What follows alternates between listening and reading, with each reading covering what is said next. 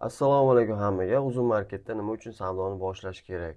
Oldin kanalimizga like tugmasini bosib qo'yib va podpiska bo'lib qo'yishni unutmanglar, keyingi foydali videolarni o'tkazib yubormaslik uchun.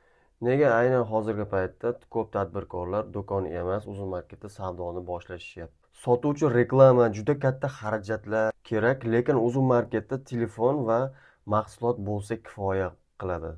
Eng katta sabab tayyor mijozlar bazasi hisoblanadi. Har kuni minglab odamlar uzun market platformasiga kirib, millionlab tovar zakaz qilishadi. Siz esa shunchaki tovar joylashtirib, millionlab shu oqimda foyda olishingiz mumkin. Ikkinchisi, logistika va to'lov xizmatlari tayyor. Siz mahsulot topshirasiz, Uzum esa yetkazib beradi va pulni qabul qiladi va savdoni ko'rsatadi. Uchinchi sabab, tez o'sish imkoniyati beradi.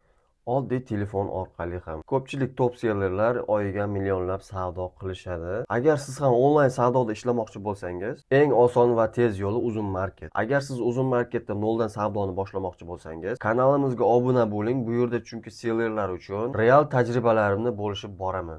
Va video foydali bo'lgan bo'lsa, endi Uzun marketni boshlamoqchi bo'lgan do'stingizga yuborib qo'yishni unutmang.